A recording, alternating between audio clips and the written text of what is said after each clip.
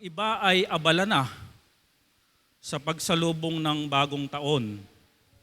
Kaya ang iba, abala na nga, kaya wala dito. Buti pa ang bagong taon, sinasalubong. Di ba? At pinaghahandaan. Pero ang worship service, hindi sinasalubong at hindi pinaghahandaan. Meron po akong quotation na ginawa bago tayo pumunta rito sa preaching. Ang Kristiyanong may paninindigan, dinadaluyan ng kapangyarihan. Uulitin ko po, ang Kristiyanong may paninindigan, dinadaluyan ng kapangyarihan. If you remember, si Daniel, binawal na siyang mag-pray, pero nanindigan, kahit alam niya na ang consequence, ipakain sa leon. Nanindigan siya, nanalangin pa rin siya ng 3 times a day. Kristiyanong may paninindigan. And then yung consequence, ibinigay ng hari sa kanya. Itinapon siya sa kulungan ng leon. Kaya lang nung nasa kulungan na siya ng leon, dahil siya'y nanindigan, dinaluyan siya ng kapangyarihan galing sa Diyos. Anong kapangyarihan? Noong si Daniel ay nasa lion's den na, sabi ng mga leon, bawal kainin si Daniel. Fasting tayo ngayon. Are you with me?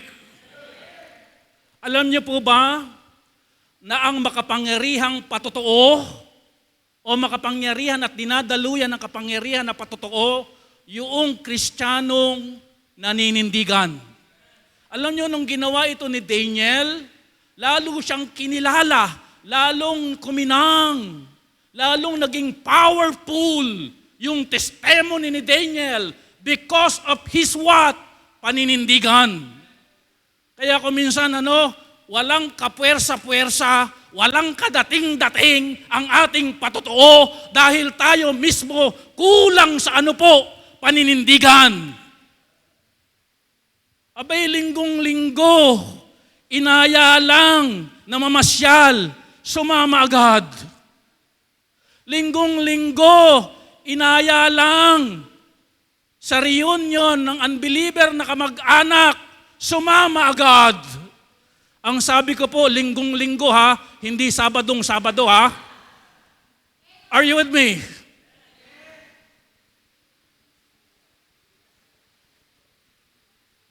Kung gusto po natin mga kapatid na powerful ang ating testimony, manindigan ka. Alam niyo po ba na 4 na hari ang dumaan kay Daniel, pero siya'y nanatili sa palasyo? Why? Dinaluyan ng kapangyarihan ang buhay ni Daniel. If you remember Shadrach, Meshach, Abednego, nanindigan. Hindi sila sasamba sa Diyos-Diyosan. Noong pumutok na ang mga pakakak, ang mga instrument, lahat nag-bow down sa ribulto. Pero yung 3 nakatayo, hindi yumukod. Ang parusa pugon at pinainit ng 7 beses. And the Bible tells us, sinamahan at dinaluyan ng kapangyarihan ng Panginoon doon mismo sa kalagitnaan ng pugon. At nung inihahon yung 3 na dinaluyan ng kapangyarihan ng Panginoon, sabi ng Biblia, hindi sila nag-amoy usok. Alam nyo, yung patotoo ng 3, umalingaw-ngaw sa kaharian. Are you listening? Pray ka ng pray sa mga kamag-anak mo na unbeliever, na masave sila, pero wala ka namang paninindigan, ang patotoo mo, hilaw! Sabihin nyo nga po, hilaw!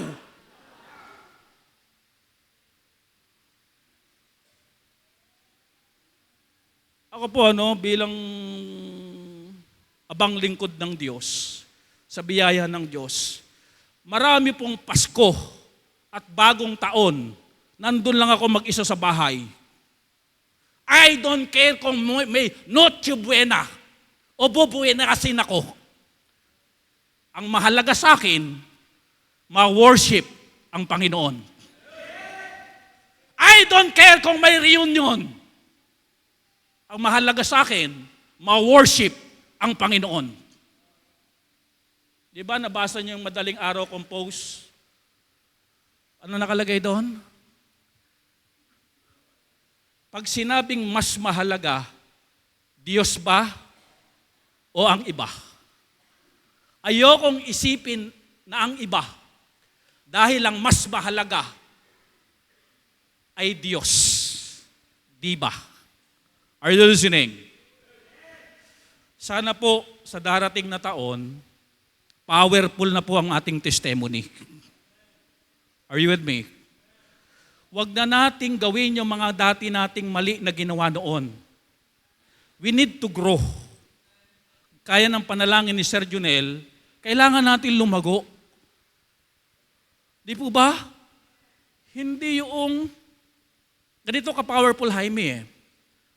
Dati napapainom ka pa. Kasi isang shot lang naman eh. Pero ngayon nanindigan ka na. Talagang sabi mo, kahit isang shot yan, hindi ako titikim.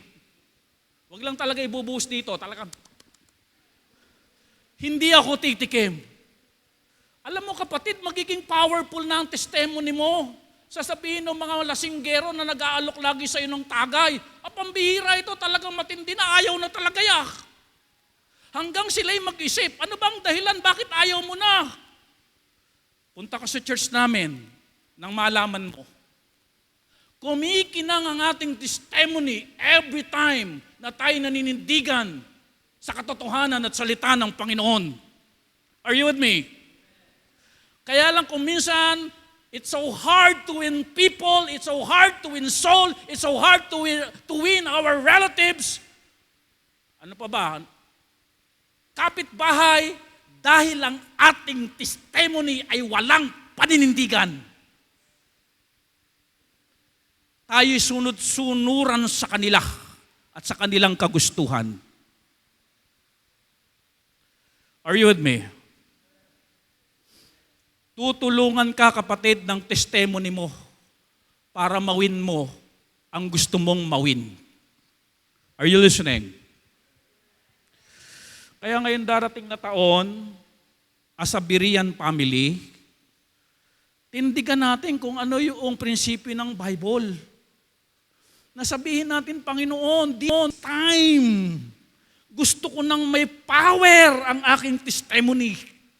Gusto ko nang kuminang ang aking testimony. Hindi yung pag hinalo ako sa unbeliever, hindi na ma-identify yung aking identity na Kristiyano. Malabnaw. Walang tamis.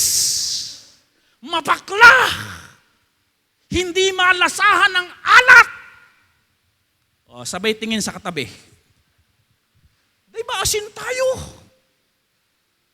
Walang liwanag.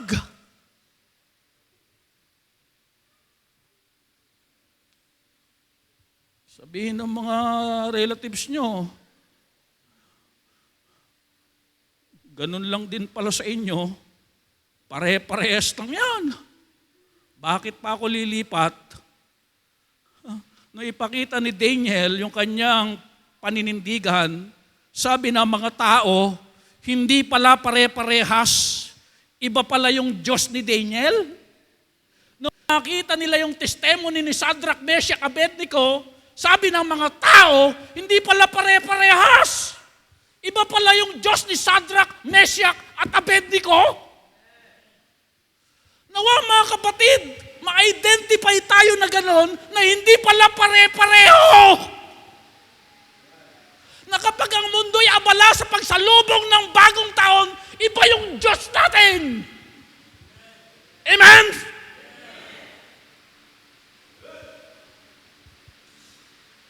Sasalubong din naman tayo eh. Pero masarap sinalubong muna natin ang Panginoon sa pag-worship ngayong umaga.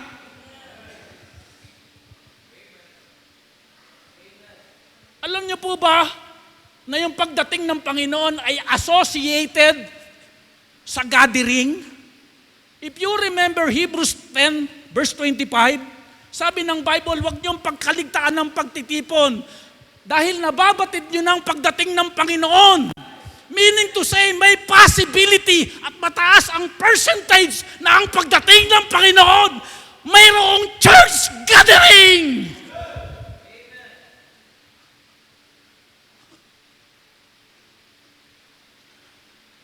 Yung dadating ng Panginoon, wala ka dito. Na kung saan ka isinet na local church, tapos wala ka. Nasaan ka? Gumagayak sa pagsalubong ng bagong taon. Alam niyo, pagdating sa langit, mahalaga pa kaya yung sumalubong ka sa bagong taon? O nag-worship ka dito? Are you listening? Pwede mo bang iharap sa Panginoon? Panginoon, wala po ako sa church dahil balang-abala ko sa salubong sa bagong taon.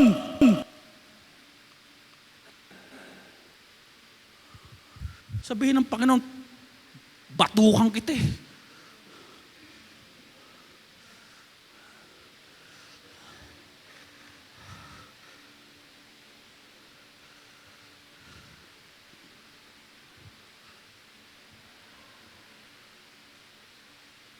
Alam niyo ang gusto ng pastor niyo? Yung bang maging maganda pasok ng bagong taon sa buhay natin. Yung bang realize natin this coming years the importance of worshiping God.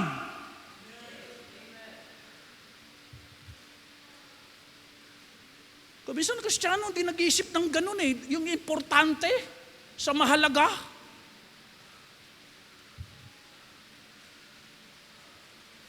Listen carefully, church. Sabi ng kuya ko, kasi nag-testimony yung mga group nila sa prayer meeting eh. Nag-testimony. Sabi nilang ganon, nagpapasalamat daw sila dahil dito sa church, lahat may ministry. May ministry. Sabi ng kuya ko, kasi gusto ng church natin o church ng Panginoon na tayo ay pupunta sa langit na mayroong paglilingkod na bitbit. Yung hindi tayo pupunta roon na walang bitbit yung ating mga kamay ng paglilingkod. Naman ang reality eh. Mamamatay tayo. Tignan nyo katabi nyo, mamamatayan. At pag namatayan, sa langit yan. At pagdating sa langit, nandun na ang Diyos. Titignan na yung paglilingkod na ginawa natin. We are saved to serve.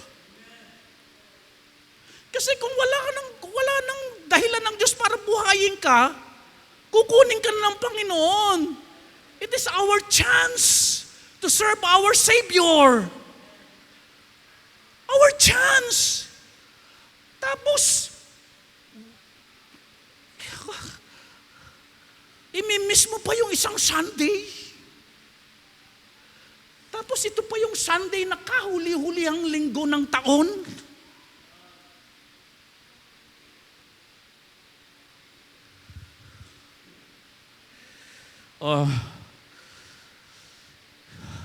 Tapos na po.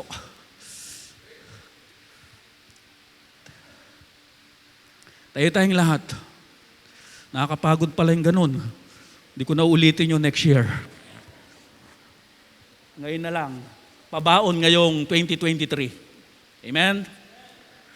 Okay. Paano nila pinaglingkuran ng Panginoon? Ganun pa rin tayo. Why? Kaya nga po sabi natin, lagi natin itong tinatalakay. Yung iba't ibang Kristiyanong namuhay, iba-iba, pangalan, iba-iba ang ginawa, para example sa atin. Baka kuha man lang tayo ng isang magandang halimbawa at itapat natin ang ating sarili. Ito ang gusto kong gayahin. Sa dami ng mga Bible character na ating pinag-uusapan, I do believe may tumatak na sa isipan ninyo ng paglilingkod, nang hindi tayo empty-handed pagdating sa langit. Nakukuha niyo po ba? Ang pag-uusapan natin ngayon, yung may 3 haring nagsipagdalaw. By the way, hindi po hari ang nakalagay sa Bible, kung hindi wise men from the east. Wala rin pong nakalagay sa Bible na siya si Gaspar, Melchor, Baltasar. Hindi po sila hari, marahil sila yung mga astrologers. At yan po yung ating pag-uusapan.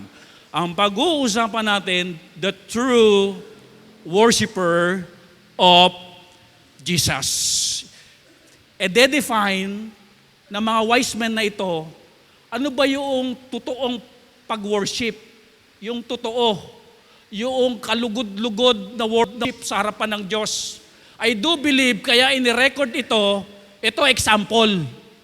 Ito yung concrete example how to worship the Lord Jesus Christ, our Savior. Ama naming Diyos na makapangyarihan sa lahat.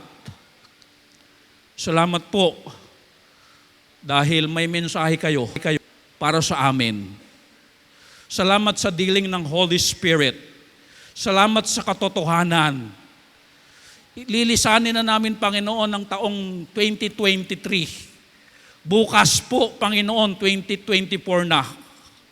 Pero Panginoon, meron kaming mga bad habit as a Christian. Meron kaming mga panahon na talaga namang hindi kayo nalugod. Patawad po.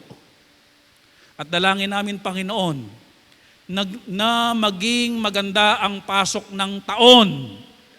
Hindi dahil may bilog-bilog na prutas kami sa bahay. Hindi dahil magsusuot kami ng polka dots at yun ay walang kinalaman sa gagawin nyo sa buhay namin. Pero panalangin namin, Panginoon, na gumawa po kayo sa Berean Bible Baptist Church na mga bagay na great. Use us, O Lord, mightily this coming 2024. At ngayon, Panginoon, muli nyo kaming paalalahanan at itumpak. Ano ba ang tama na pag-worship sa inyo? Salamat ng marami, Ama. Ito po ay panalangin namin sa inyo. In Jesus' name we pray. Amen. Upo na po tayo.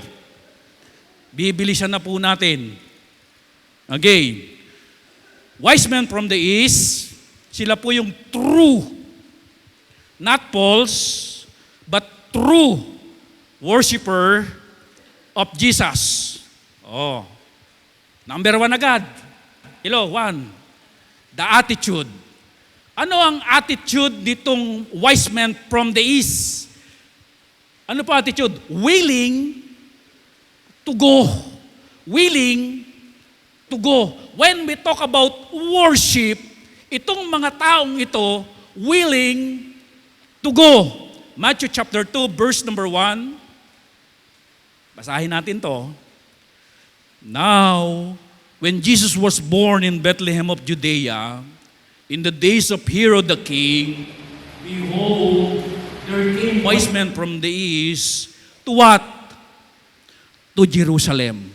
Alam niyo, ginawa ko dito, para maisalarawan natin, ma-picturize ba tawag doon, Sir Lester? Ma-picturize natin yung sinabi sa Biblia na nilagyan ko ng kulay dilaw. Huwag mo na, hindi.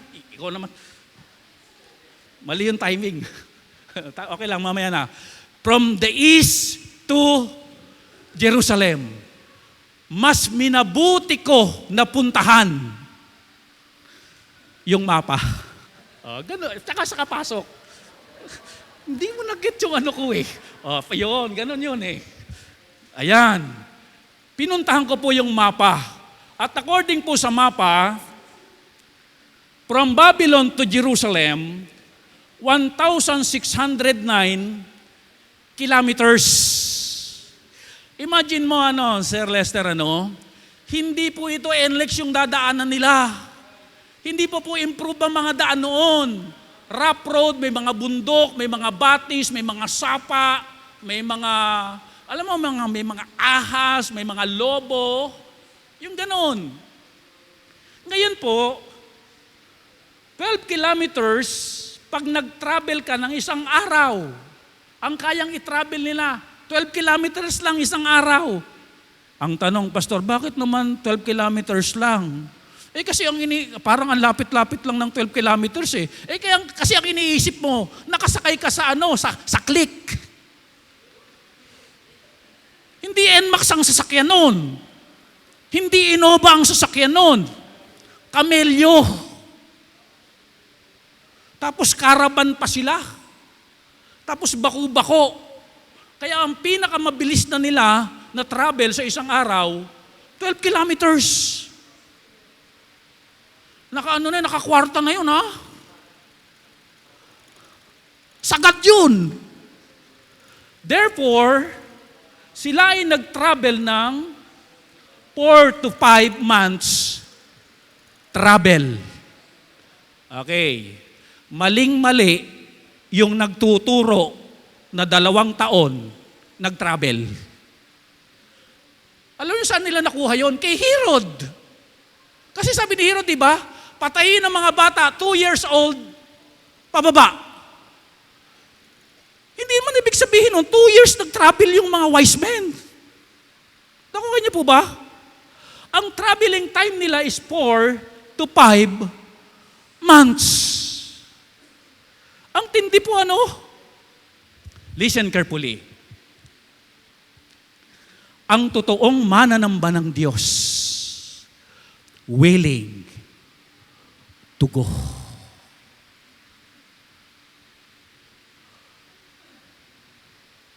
Sir Jaime, ilang buwan para makarating sila doon sa place of worship?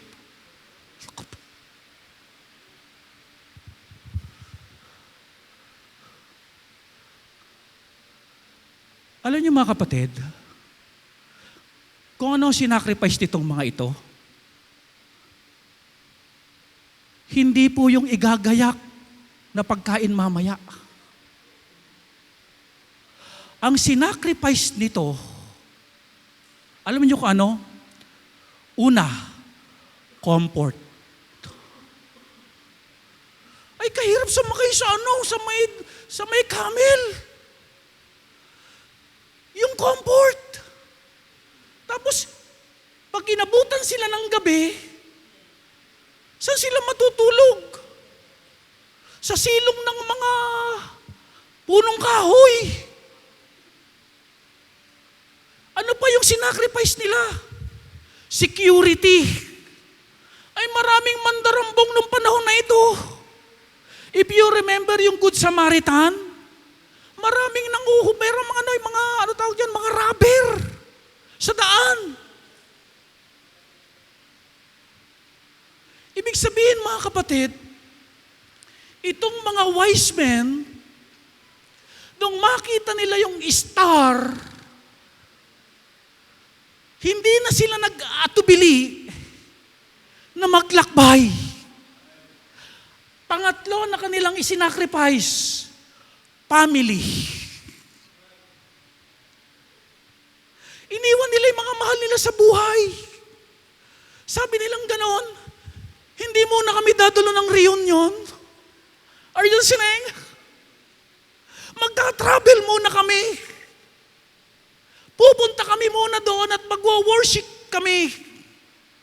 Willing to go. Listen carefully.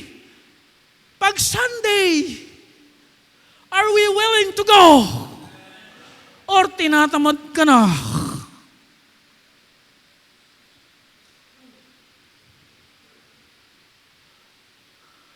Alam nila yung layo. Alam nila yung pwedeng gawing preparation. Maghahanda yan. Anong kakainin? Anong inumin? Ano ang dadamitin? Saan matutulog? May mga mandarambong sa daan, may mga robber sa daan, may mga lobo sa daan.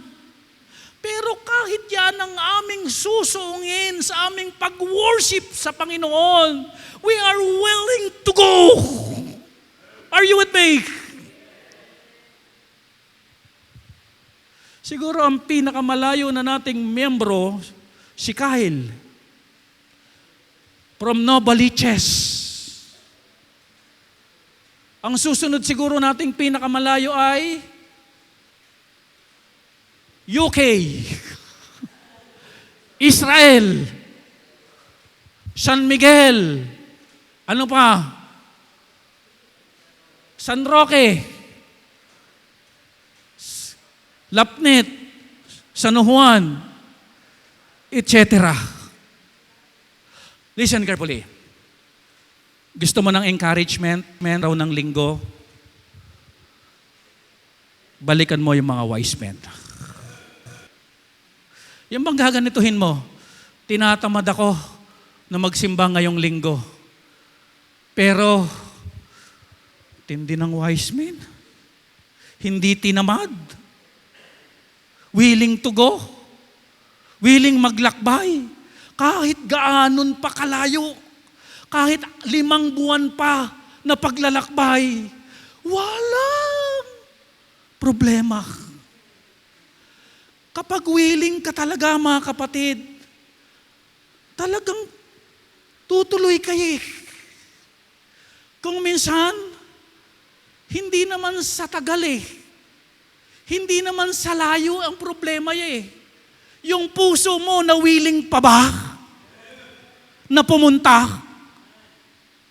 Kasi ito, yung puso nito willing Kaya kahit delikado, kahit malayo, kahit i-sacrifice ang comfort, dahil yung puso ay willing, gumo.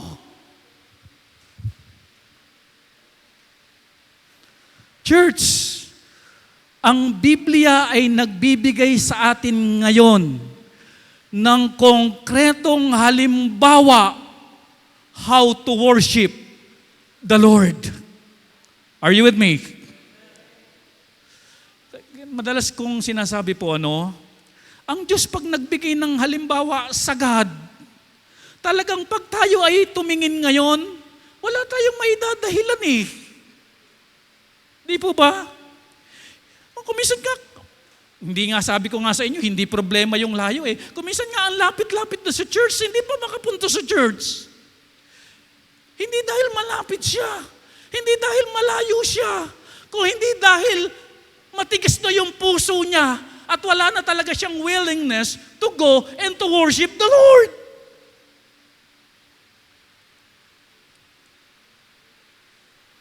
Okay pa, dagdagan pa natin itong hirap na dinanas nitong mga wise men.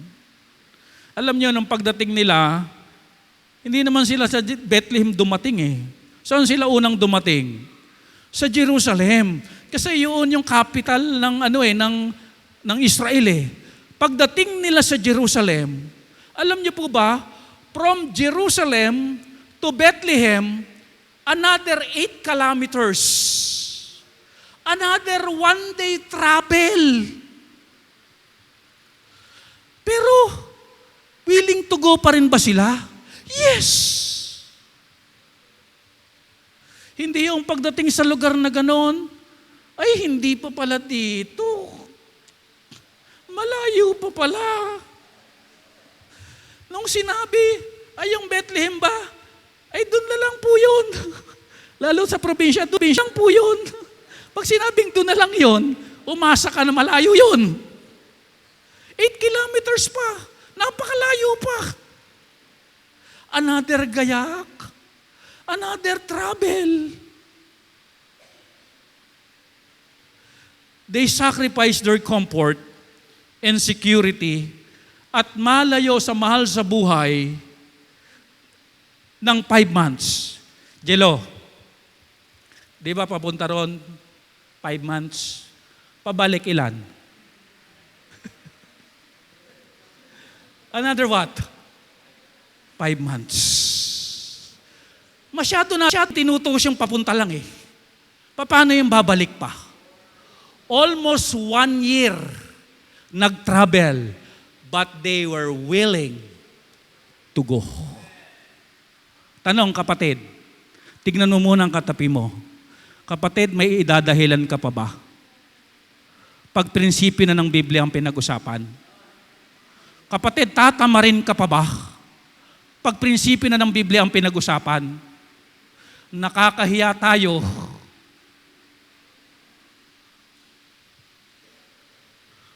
Amen?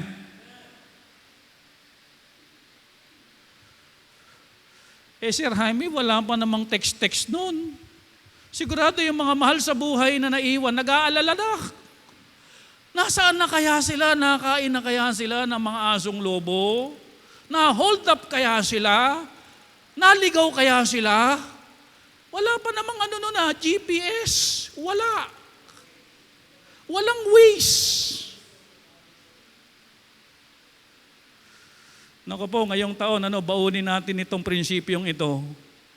Again, uulitin ko lang po, kapag nakakaranas na tayo ng katamaran,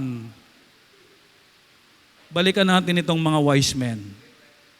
Alam nyo, ito pa yung sabi ng isang commentator. Alam mo kung bakit sila mga wise? Because of their dedication. Grabe ang dedikasyon nila. Grabe. Amen? Willing to go. Padre, pag-araw mainit. Ganon di ba sa Middle East? Kapag sa gabi malamig, hindi natin alam, baka sinipon pa itong mga ito. Baka inubo pa itong mga ito. Baka ang ilan sa kanila nilagnat pa. Pero dumiretso. Because they were willing to go.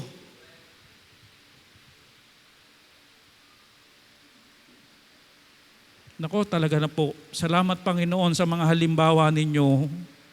Praise the Lord, Amen. Salamat Panginoon sa inyo pong mga halimbawa.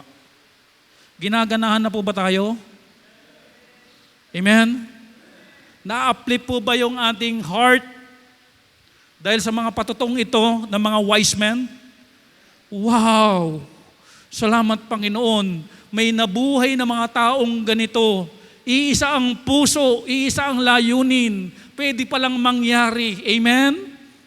United sila na silang lahat hawak kamay. Amen? Nagkakaisa tayo. Lahat tayo willing to go.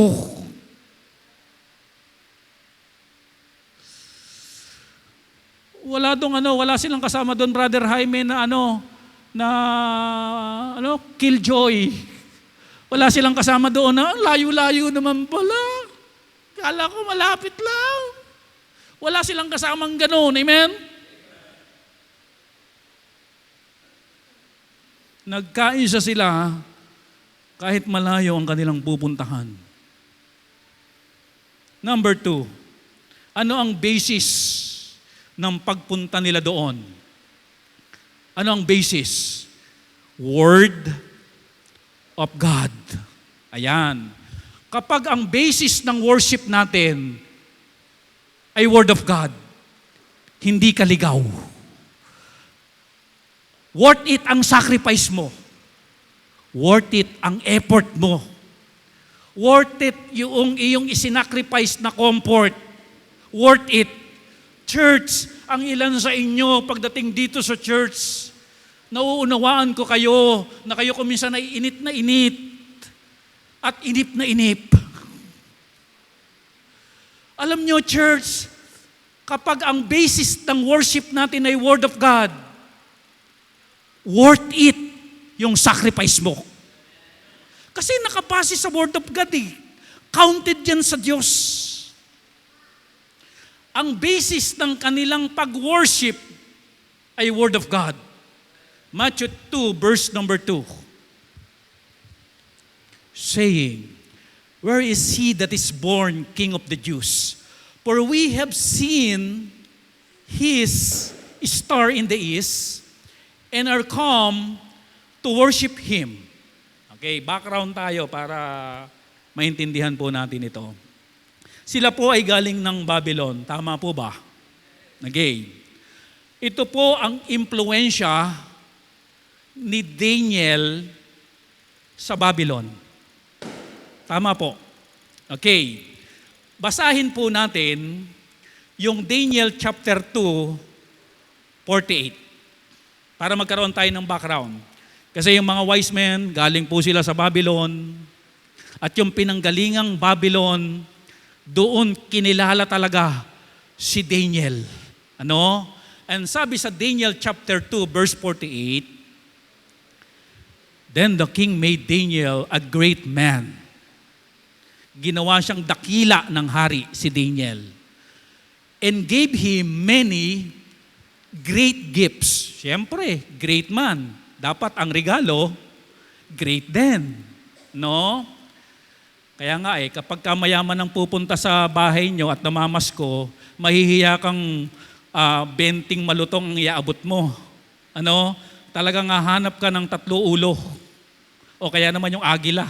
Ano? Pero kapag ka yung darating sa bahay mo, medyo hindi naman ganoong kayaman, tama na 20 sa'yo. Ano? Okay. Ganyan kabayas ang mundo. Ano? Okay. And made him ruler over the whole province of Babylon. Naging ruler siya sa buong Babylonia. And chief of the governors over all the wise men of Babylon. Sir Kyle, ganito yan. Dahil siya ang overall governor ng mga wise men sa Babylon, I do believe na mentor niya itong mga ito ng salita ng Diyos. Na mentor niya. Ngayon po, bago si Daniel, of course, alam niya yung law of Moses. At nakalagay sa book of Numbers ang ganitong propesiya. Di ba Pentateuch kasama yung Numbers? Di ba yung law? And then yung the prophet, yun yung mga Daniel na, Ezekiel. Ibig sabihin, meron na ang law na alam itong si Daniel. Tama po. At ito po ang nakalagay sa Numbers 24, verse number 17. I shall see him, but not now. Nakikita ko siya pero hindi ngayon. I shall behold him, but not now. Hindi ngayon yan. There shall come a what? Ayun, yun ang prophecy. A star out of Jacob. Sabing ganoon, nakikita ko pero hindi ngayon yan eh. Ibig sabihin, prophecy pa lang ito, mangyayari pa lang ito. Ano yung nakikita niya? Star out of Jacob. Brother Jaime, parang ganito. Ako'y naniniwala itong mga wise men na galing sa Babylon na turuan na mentor ni Daniel about the prophecy. Naturuan niya. Kaya nung lumitaw yung star, boom! Sabi ng mga wise men, tara na. Eto na. Eto na. Eto na ang propesiya. Ipinanganak na ang hari ng mga Hudyo. Sigurado kami dito, Bible-based itong gagawin natin. At dahil Bible-based, hindi tayo magdadalawang doob, hindi tayo magdududa, pupuntahan natin, i-worship natin, ririgaluhan natin. Dahil yung ginagawa nating action, yung ginagawa nating, gusto nating worship is Bible-based. Amen? Kaya mga kapatid, pag-araw ng linggo, Bible-based ba tayo? Are you with me? Pag linggo ba, nagsasayang lang tayo ng panahon? Pag-araw ba ng linggo, wala lang sa atin? Hindi po. Bible-based po ang ating pag-worship. Amen?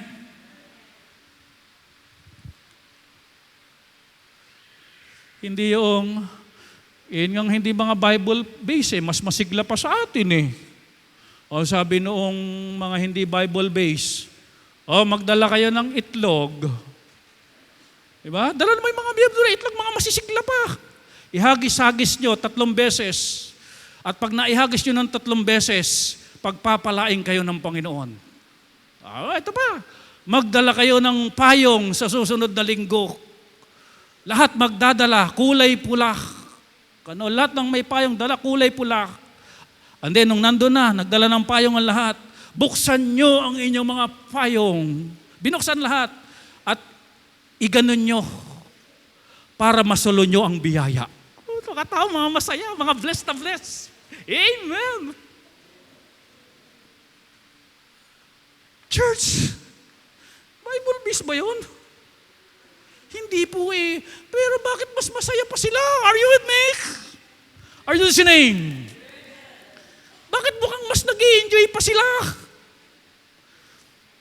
Pastor, nag-i-enjoy din naman ako eh. Hindi lang halata. Amen. Yun ang maganda roon. Amen. Yung enjoyment ko kasi nasa puso, pastor eh. Amen. Amen for that.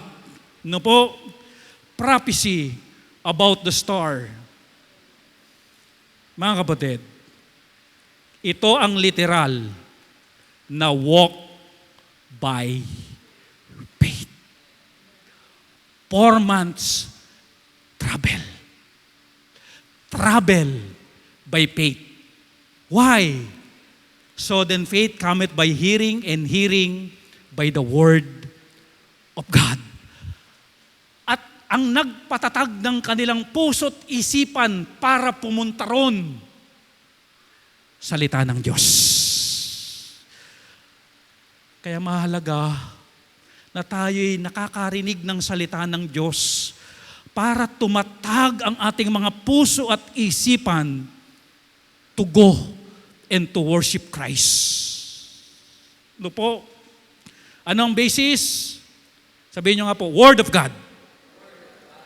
That's the basis ng kanilang worship. Ligaw ba sila? Hindi po. Nasa tamang direction yung kanilang ginagawa. Ngayon po, nung mabalitaan ni Herod, itong mga wise men na ito, na naghahanap ng hari ng mga Hudyo na ipinanganak, dahil nakita raw nila yung star ng Panginoon, ito po ang reaksyon ni Herod. Verse number 3. When Herod the king had heard these things, he was troubled, and all Jerusalem with him. Alam niyo naman balita ni Herod dito? Yung mga wise men. Ano reaksyon ni Herod? Kinabahan. Kinabahan si Herod. Bakit po mga kapatid, kinabahan si Herod? Alam na alam natin mga kapatid, papatay si Herod, wag lang siyang maalis sa pwesto. Gahaman sa posisyon, gahaman sa kapangyarihan si Herod. Lahat gagawin niya, lahat ng threat sa posisyon niya, iwa-wise out niya. Kinabahan si Herod dahil ang Panginoon sa tingin niya, listen carefully, threat at hadlang sa kanya. Church, Kuya Will, buhay pa ba si Herod? Sigurado ka dyan. Ate Genevieve, buhay pa ba si Herod? Alam nyo, patay na to eh. Pero yung espiritu ni Herod, still, umiikot-ikot pa sa atin. Listen carefully as a Christian. Alam niyo po ba na kung minsan, ang worship service, pag dinapuan tayo ni espiritu ni Herod, ang worship service ay parang nagiging hadlang na sa ating pagyaman. Malaki kita pag linggo. Ang worship service ay nagiging hadlang na sa ating mga lakad. Bakit pa kasi natapat ng linggo? Kunyari pa eh. Kung minsan, ang worship service, kapag dinapuan tayo ng espiritu ni Herod, nagiging hadlang na sa ating pamamahinga. Pagod ako ngayon eh. Natap na pa ng linggo. Kung minsan ang worship service, pag dinapuan tayo ng espiritu ni Herod, ang linggo ay nagiging hadlang na kanina ko pa binabanggit, reunion.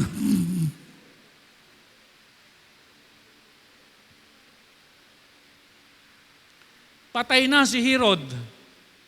Pero yung espiritu ni Herod, hinahayaan pa nating dumapo sa atin. To be honest, mga kapatid, di ba nangyayari yan sa buhay natin?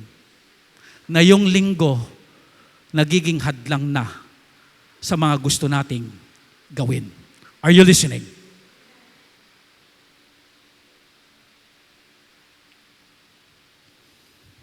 Kaya si Herod, kinabahan.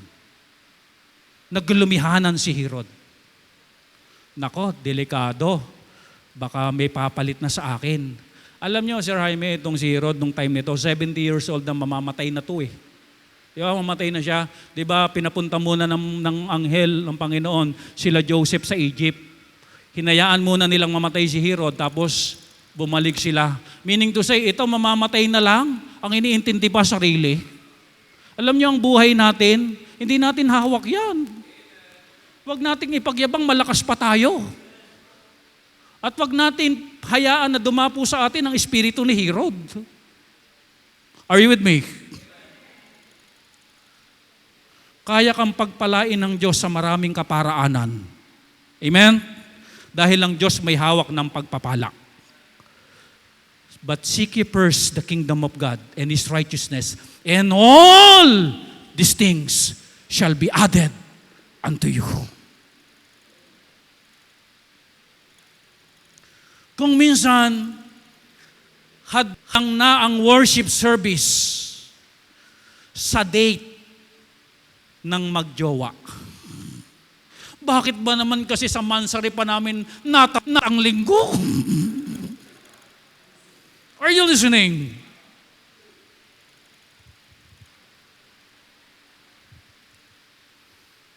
Verse number 4, and when he had gathered all the chief priests and scribes of the people together, he demanded of them where Christ shall be born. Ito si Herod, naniniwala din sa Bible. No? Kaya lang mali application sa Bible, pansarili. Sabi noong mga chief priest scribe, verse number 5, and they said unto him, in Bethlehem of Judea, for thus it is written by the prophet. Herod, sabing gano'n, nakita na namin sa Bible, nasa Bethlehem ang Panginoon ipapanganak sa Bethlehem. Ito propesiya, binasa pa kay Herod, nasa sa Micah yata ito eh. Matthew 2 verse number 6. And thou, Bethlehem, in the land of Judah, art not the least among the princes of Judah, for out of thee shall come a governor that shall rule my people, Israel. Listen to this.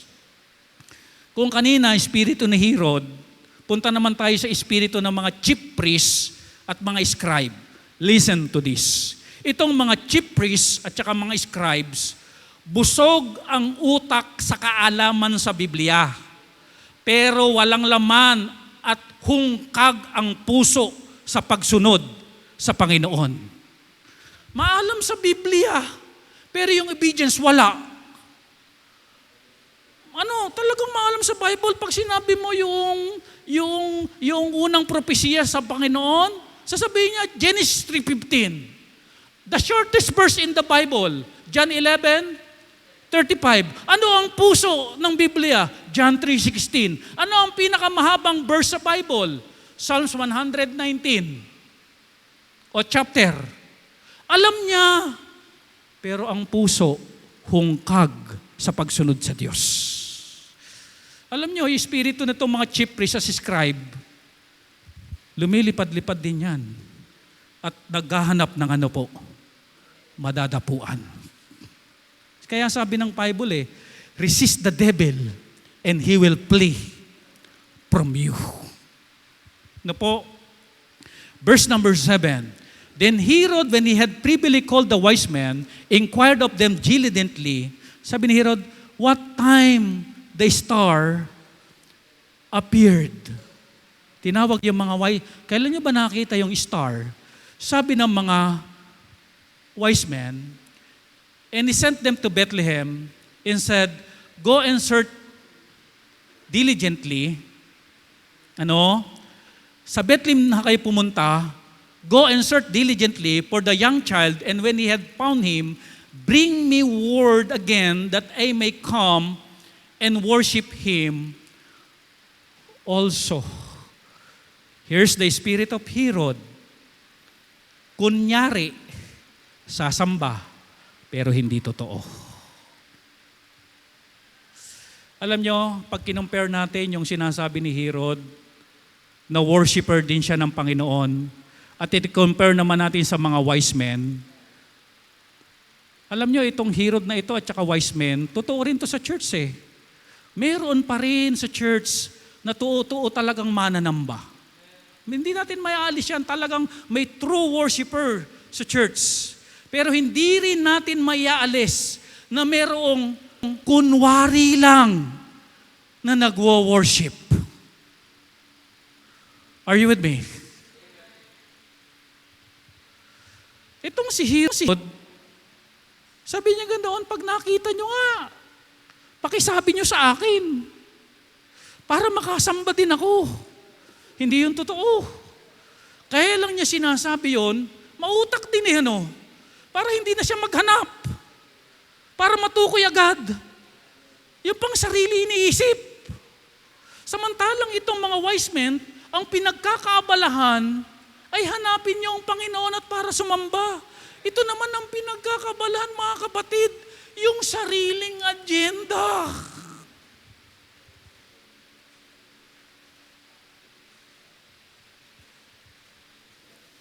Ito nakalagay sa Matthew 5:15, 8-9. Sabi ng Panginoon, totoo to eh. These people draweth nigh unto me with their mouth.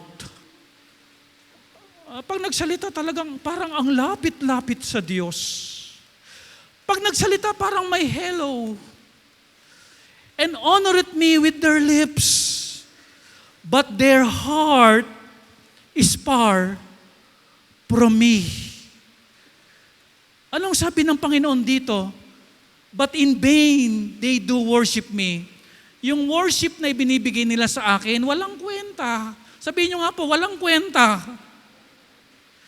Teaching for the doctrines, the commandments of men, nagwo-worship, pero ang sinusunod, yung sabi lang ng tao. O pag nasa church tayo, wag kang kakanta ha. Are you listening? Sabi ganoon, walang kwenta yung ginagawa nila. Kasi ang lalayo ng puso nila sa akin. They sing to God be the glory, pero yung puso nila, hindi ako gino-glorify. Paul's worshiper.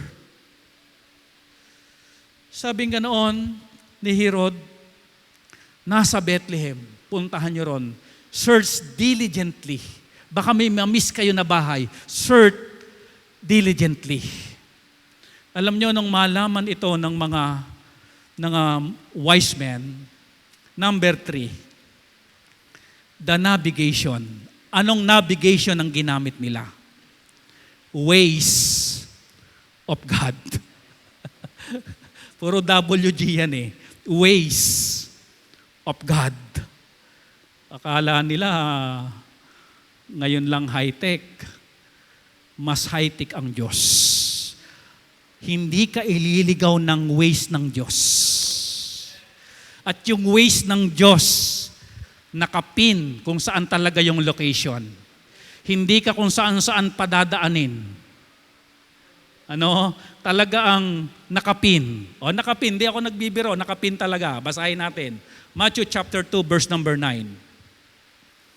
When they had heard the king, nung marinig na nila na nandoon sa sa Bethlehem ipinanganak, kasi nasa Jerusalem sila, they departed, and lo, the star, that is the ways of God, the star, which they saw in the east, went before them.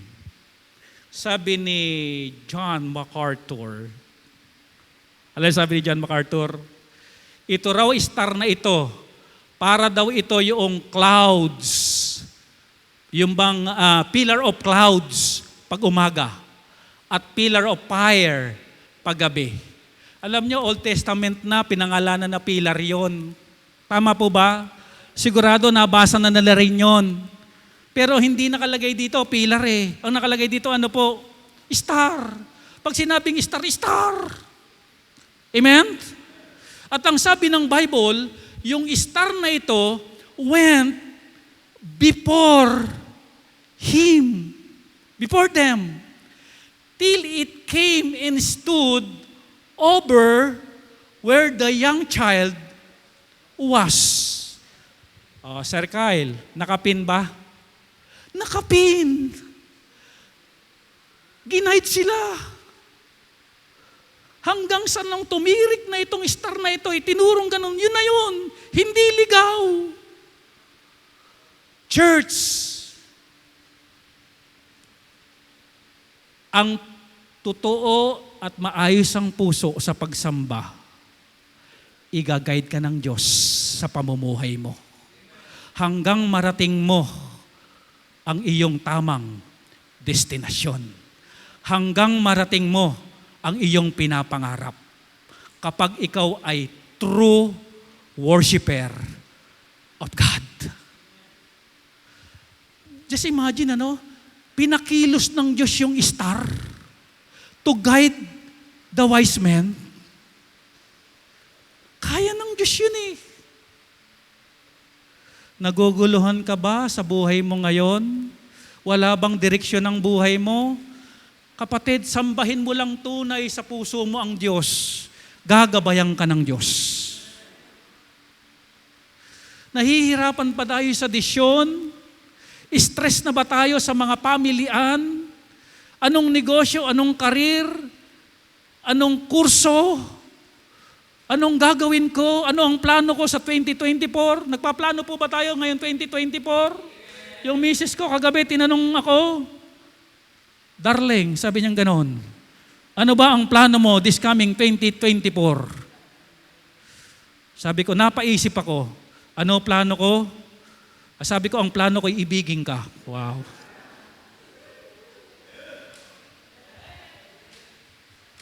Kung minsan naguguluhan na tayo, iibigin ko pa ba yung asawa ko? Mukhang hindi na kaibig-ibig ang ugali eh. Yung mga desisyon, disipilinyado na eh. Alam mo, ang guide ng Bible, mahalin pa rin. Mukhang ayoko na magpasakop sa asawa ko, mukhang hindi ka pasakop ang pag-uugali eh. Alam mo, ang guidance ng Panginoon, pasakop ka pa rin. Amen? Ways of God. Hindi mawi-waste yung W-A-S-T-E. Tama, no? Hindi mawi-waste ang iyong oras, ang iyong panahon kapag Diyos ang nag-guide sa'yo. Pero yung mga sarili lang nating diskarte, hindi natin kinukonsulta ang may-ari ng lahat ng bagay, magwe-waste ka ng effort, time. Pati buhay mo, mawi-waste. At mapupunta yan sa can. Ang tawag, waste can. Amen? Alam niyo ba ang Panginoon willing to guide, i-guide tayo? Kaya ang Panginoon every Sunday nagbibigay ng guidance sa atin eh. Kasi ang Diyos talaga gusto talaga mapabuti buhay natin. Natatandaan niyo yung preaching ng kuya ko? Naparito ang Panginoon para tayo bigyan ng buhay at buhay na sagana. Pastor, ang sasakit naman ng rebuke, ng correction. Kapatid, ang pinakamagandang translation ng rebuke at correction, guidance. Are you with me? Kung na-rebuke ka, kung na-correct ka, masakit yon. Pero ang true meaning of rebuke and correction, the Lord's guidance. Sabi ng kuya ko, alam mo, kapatid, ang itinuro ko sa prayer group namin, yung start. Yung magandang start ngayong 2024. Amen? Okay. Ways of God. Alam nyo, ito ang mangyayari sa'yo, kapatid. Pag nagabayan ka na ng Diyos at kitang-kita mo na yung pangarap mo, yung bang abot kamay, di kita, di ba yan, ano? Yung bang abot kamay na, church, eto mangyayari sa puso mo. Yung bang maliwanag na sa'yo, eto na yung pinapangarap ko. Eto na yung pangarap ko. Eto na yung goal ko, maliwanag na, kitang-kita ko na, amen? Ayun yung lote, kitang-kita ko na. Ayun yung bahay, kitang-kita ko na. Ayun yung kotse, kitang-kita ko na. Ayun yung maturity ko, kitang-kita ko na. Ano mangyayari sa puso mo? Katulad na nangyari sa puso ng mga wise men. Verse 10. When they saw the star, they rejoiced with exceeding great joy. Na yung kitang-kita mo na, Panginoon, ito na po si Mr. Right. Kay tagal kitang kinintay. Na Panginoon, kitang-kita ko na. Ngiti pa lang parang sinasabi niyang, I do. Amen? Si Miss Right, kitang-kita ko na. Napakaliwanag. Parang star. Nagliwanag ang mundo ko. Kaya sa channel 2 ako.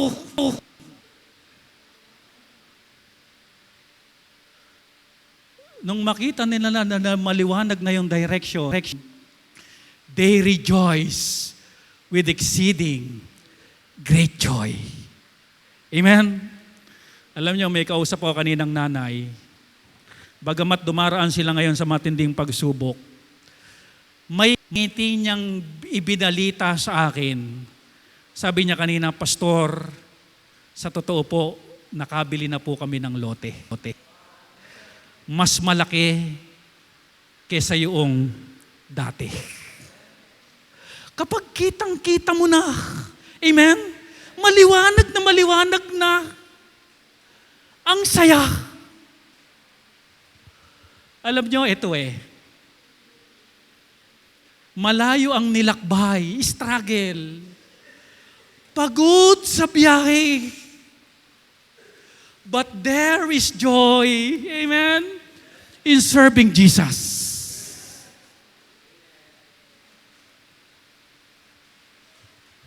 Alam niyo, yung mag-disobey tayo sa Diyos, madilim ang buhay natin, parang walang pag-asa tayong matanaw. Mayroon pa kayang liwanag sa banda roon? Parang wala Pero yung lumalakad sa kalooban ng Diyos, ang buhay niya unti-unting lumiliwanag. If you remember, nung bumaba si Moses mula sa bundok, tinatakpan niya yung mukha niya kasi even yung mukha ni Moses nagliwanag. Yan ang malalapit sa Diyos. Yan ang tamang puso sa Diyos. Nagliliwanag at nililiwanagan ng Diyos ang kanilang buhay. Alam niya yung mga backslider, pag tinignan mo, ang dilim Kukuha ka pa ng flashlight, Brad, ikaw ba yan? Sis, ikaw ba yan? Di kita maaninag Pero yung naglilingkod ng tapat sa Panginoon, are you with me? Si Paul nga sabi, rejoice in the Lord always, and again I say rejoice. Masaya sila. Ang totoong kagalakan ay nasa Panginoon. Nasa Panginoon lamang. And then, pang-apat, the offerings. WG, ginawa ng paraan. Wonderful gifts. Bakit wonderful gifts? Kamanghamanghang regalong dala nila. Bakit kamanghamangga? Ito po yung mga regalo nila. And when they were come into the house, wala na po sa manger nasa house na. They saw the young child with Mary, his mother. Alam nyo ito, pinag-aralan ko mabuti ito yung young child. Yung young child dito ay newborn baby. Kasi mga kapatid, almost 5 months old, sabihin na nating 1 year old pa lang ang Panginoong Kristo dito. Alam niyo kung bakit inutos ni Herod na 2 years old pababa ang papatayin? Para makasiguro Herod na mapapatay talaga niya. Tinaasan niya yung edad. Nakuha niyo po? Kasi nung ipanak si Kristo, nag-appear yung star, nagkaroon ng idea, sabihin natin hindi mo na sila naglakbay ng 2 linggo, 1 linggo dahil nag-prepare pa. Kaya ako po'y naniniwala, hindi 2 years old si Kristo nung pagdating ng mga wise men. Are you with me? Are you with me?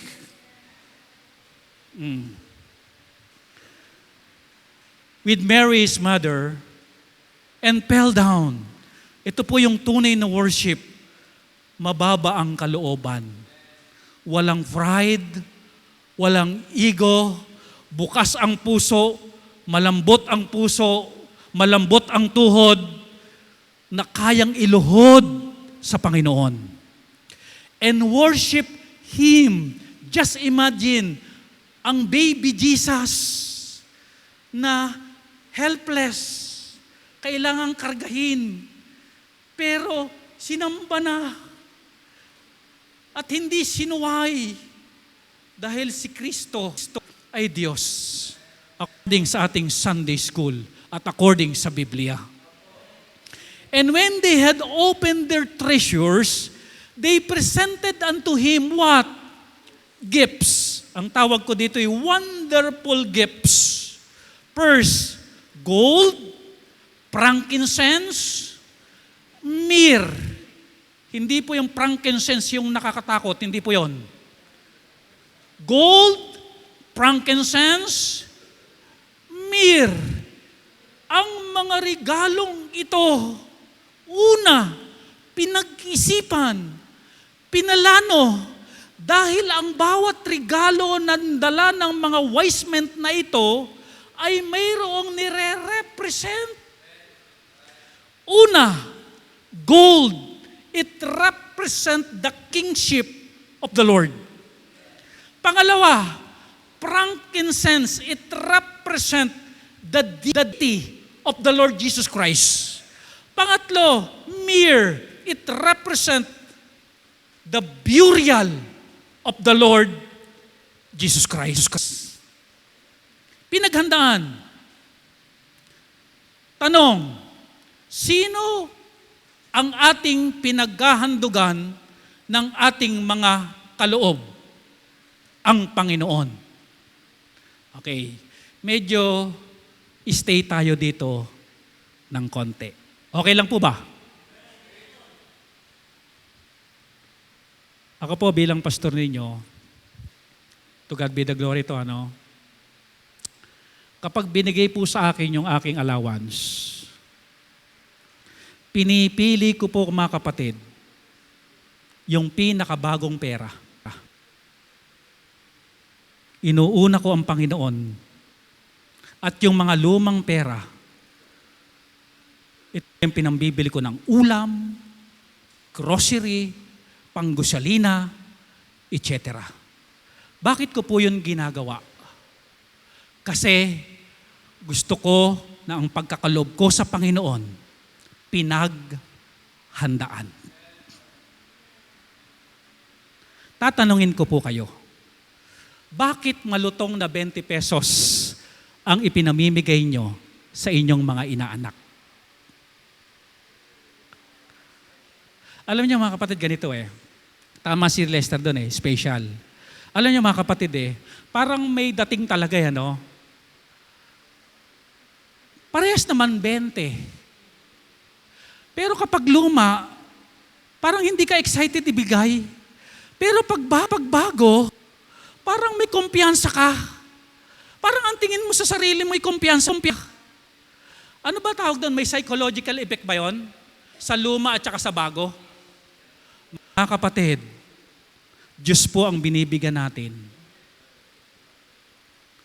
Hello? Nawa, ngayong darating na taon, hindi ko po minamalitang offering nyo, itinatama lang natin.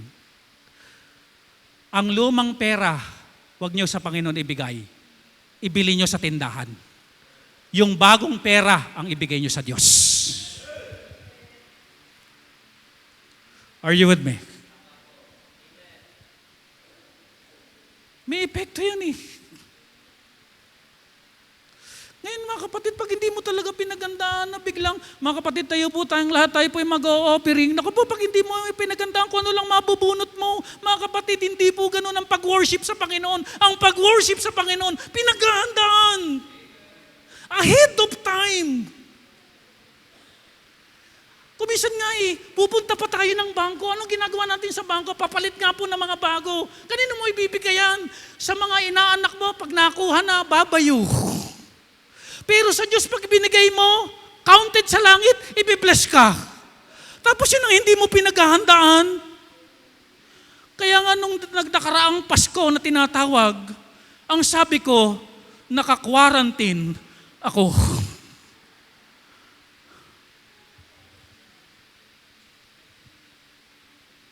May psychological effect. Tayo nga nararamdaman natin yun Nararamdaman natin kapag bago, special. Pero pag luma, hindi pinagdahandaan. Mga kapatid, wag niyo po ako ma-misinterpret. Gusto lang po nating itama. Hindi ko po minamaliit ang inyong mga offering.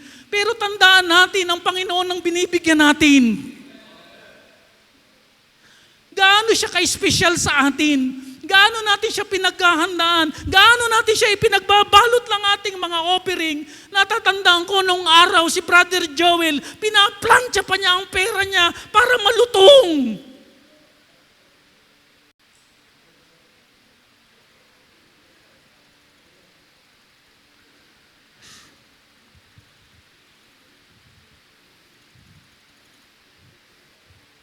Alam niyo si Sir Junel, nung nag-deposit siya bangko, mga 20, binabag nung ni Taylor.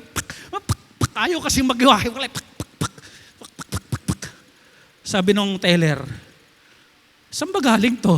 Sabi ni Jel, sa church. Kasi siguro ng Taylor, ganito nyo pala pinaghahandugan ng Diyos nyo. Parang hindi handa. Are you with me?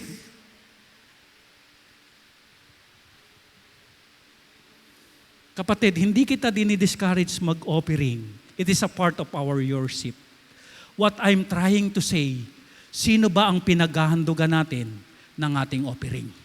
Sa akin, ibigay nyo yung mga lumang walang problema sa akin yan Kaya lang, Diyos po ito Diyos po ito.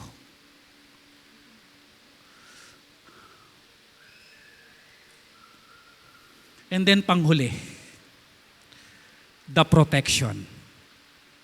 Mga kapatid, wag niyo rin po ako ma-misinterpret, Hindi po ako against sa nagpapabarya ng mga malulutong tapos binibigay sa mga bata.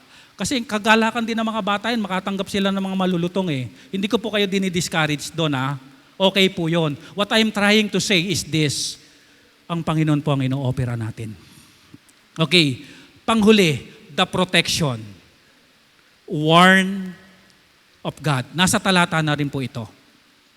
Sabi ng Bible, noong sila'y makapag-offer na sa Panginoon, nagbigay ng warning ang Panginoon para maprotektahan ng Panginoong Kristo at maprotektahan na rin itong mga magi or mga wise men.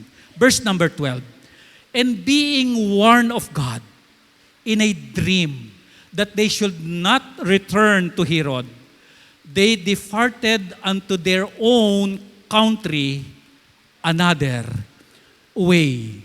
Nagbigay ng warning ang Panginoon. Mga wise men, huwag na kayong bumalik kay Herod. Iba espiritu nun. Iba motibo nun.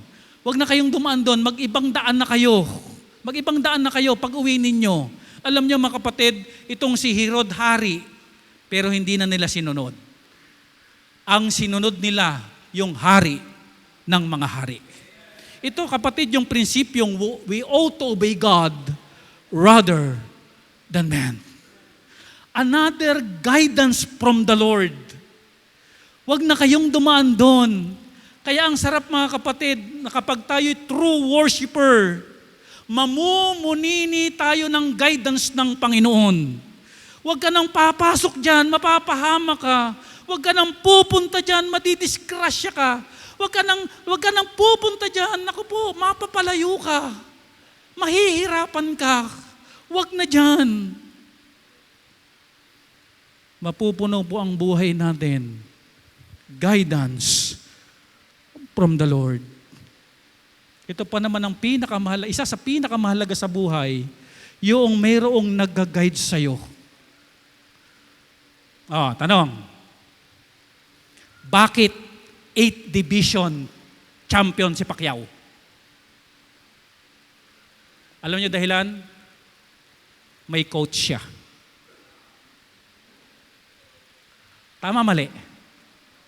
Kahit magaling kang player o boksingero, kung walang nag-guide sa'yo, baka hindi ka manalo.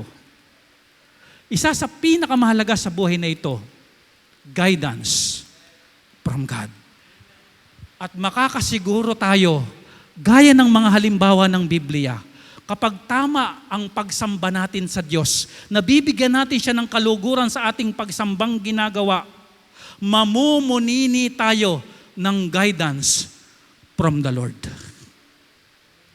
O anak, huwag kang kakaliwa, diretso lang. O anak, huwag kang kakanan, diretso lang. O anak, hinto. O anak, tagilid.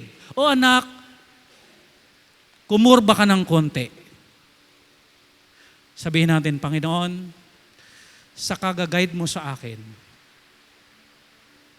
ngayong 2024, December, ito na ang buhay ko. Well guided. Alam nyo, sa gera, napakahalaga din ng mga guided missile para hindi sila mapinsala. Meaning to say, napakahalaga sa buhay na ito is guidance. Guidance. Guidance. Sabihin nyo nga po, guidance. Nakauwi. Hindi napatay ang Panginoong Kristo. Hindi napatay. Ang bunga, ikaw at ako, nagkaroon ng kaligtasan. Alam nyo, isa sa dapat natin pasalamatan, the wise men. Are you with me? Wise men, salamat, nagpag-guide kayo sa Panginoon. Kami ang bunga ninyo. Kaya pag nagkita-kita tayo sa langit, hanapin natin ang mga wise men. Amen? Salamat na protektahan ng Panginoon ang baby Jesus Christ dahil sa inyo, sa pagsunod nyo. At marami pang mapoprotektahan, pati anak mo mapoprotektahan, sumunod ka lang sa guidance ng Panginoon. Pamilya mo mapoprotektahan, sumunod ka lang sa guidance ng Panginoon. Yung mismong buhay mo mapoprotektahan pag sumunod ka lang sa guidance ng Panginoon. Your whole family mapoprotektahan, sumunod ka lang sa guidance ng Panginoon. Tayo tayong lahat, tayo mananalangin. Ama naming Diyos, malinaw po sa amin, rebuke, correction is a guidance. Hindi lang po tayo nasigawan na rebuke kung hindi ginaguide tayo ng Panginoon. Pero alam mo kapatid, mangyayari lang yon kapag nalulugod natin ang Diyos sa pagsambang ginagawa natin. Kumbaga, mga kapatid, yung unang payback ng Panginoon pag nalugod siya, ang payback ng Panginoon sa malinawanag na kwento nitong wise men, guidance. Ngayong taong 2024, we need guidance. Our family needs guidance. Our major decision needs guidance. Ang mga sasabihin natin, iisipin natin, gagawin natin, kailangan ng guidance. To protect us and to bless us. Come on. You pray to the Lord. You talk to our Savior and say, thank you, Lord, for the message. Thank you for the rebuke. Thank you for the correction. Thank you for the guidance.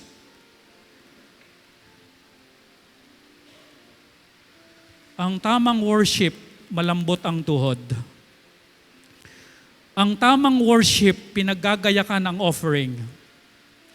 Pinipili ang pinaka-best. Kasi bawat offering natin, may nire-represent. Kaya nga mga kapatid, kung ang ating offering ay pinaka-best among our bills, it means best ang Panginoon.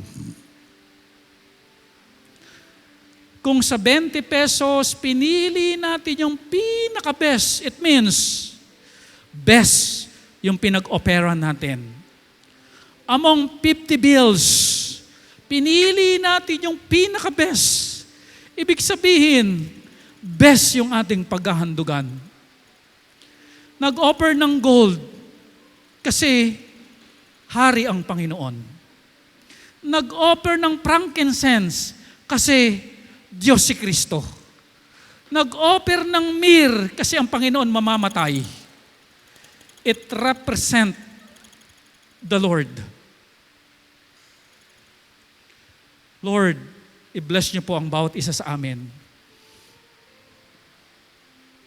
Yung pong layo na nilakbay nila, pagpapakita lang noon, Panginoon, sa amin kung gaano kahalaga ang worship.